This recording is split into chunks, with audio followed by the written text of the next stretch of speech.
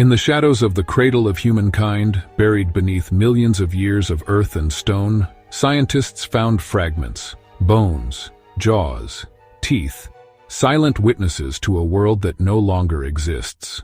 But these weren't just fossils. They belonged to a creature no one had expected. A hominin that didn't quite fit the tree of human evolution. In 2010, paleoanthropologist Dr. Darren Kernow made a bold claim. These ancient bones, some dating back nearly 2 million years, didn't belong to Homo habilis or Australopithecus. He named a new species, Homo Gautengensis. But here's the twist. Almost no one talks about it. Buried in controversy, overshadowed by flashier finds, Homo Gautengensis is the human ancestor that almost disappeared. Again. What was this species? Did it walk, speak, think? And why does its very existence challenge everything we thought we knew?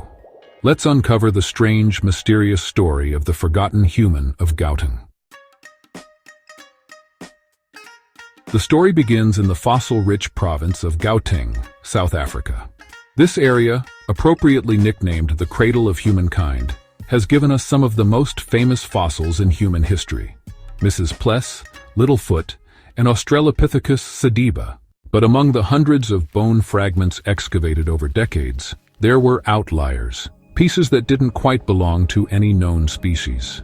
Skulls that were too big for Australopithecines, but too primitive for early Homo. Teeth that showed advanced chewing, but lacked clear classification. Kernow took a closer look and proposed something radical.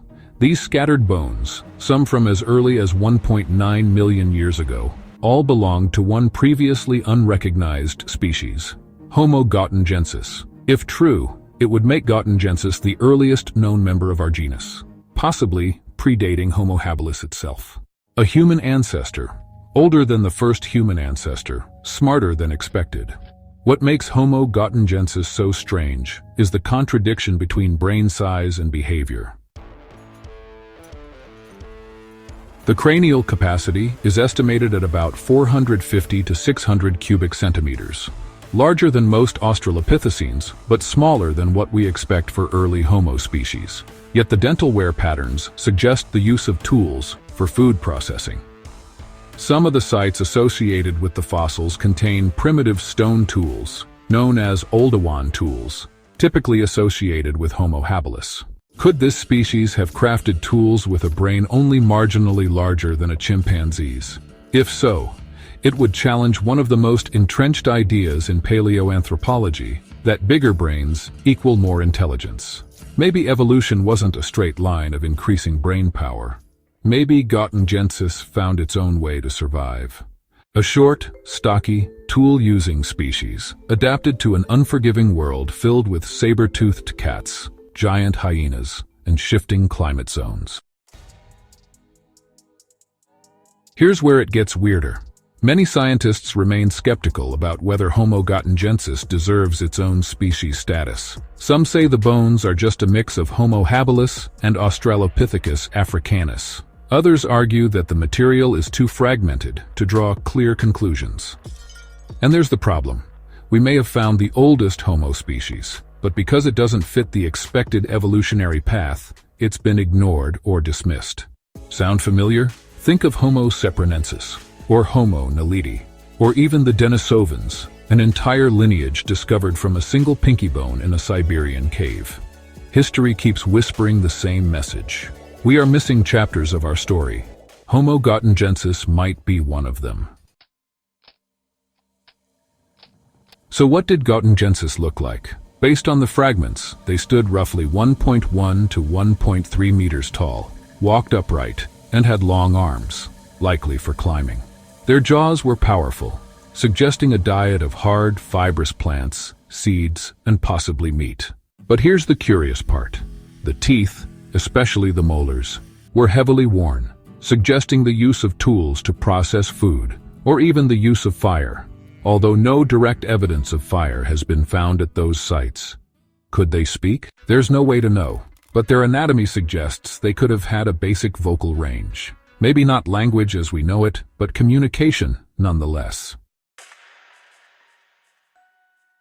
Imagine it, a tribe of Gautengensis, huddled in a cave passing knowledge, warning of predators sharing stories we'll never hear.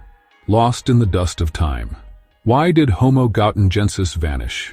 Climate change? Competition with other Homo species? Evolutionary bottlenecks? We don't know. Maybe they were outcompeted by Homo ergaster or Homo erectus, species with bigger brains, better tools, and stronger social structures. Or maybe they weren't wiped out at all, but merged, interbred, became part of the human mosaic that eventually led to us. Just like with the Neanderthals and Denisovans, fragments of their DNA could still echo in our blood. But we'll never know, because we don't yet have any Gautengensis DNA to test. So, what does Homo Gautengensis teach us? That the human story is not linear. It's tangled, chaotic, and full of forgotten branches. That survival doesn't always go to the biggest brain or the fastest runner. And most of all, that for every skull in a museum case, there are dozens of vanished ancestors buried under layers of stone, waiting to be found. Maybe even under your feet right now. Homo Gautengensis is the human you never knew. We talk about evolution like a straight staircase. Ape, to early human, to us. But the truth is, it's a forest of forks, dead ends, and surprises. They walked the earth long before cities, long before empires, before names, and they left behind just enough to say, "We were here." Maybe that's what makes them so human after all. If you're fascinated by the lost chapters of human history, you're not alone. But only 1% of viewers ever subscribe. Don't vanish like Gautengensis. Hit that subscribe button and join 5 Minutes of Culture, where the past isn't just remembered, it's resurrected. Because sometimes, to understand the future, you have to meet the ancestors no one talks about.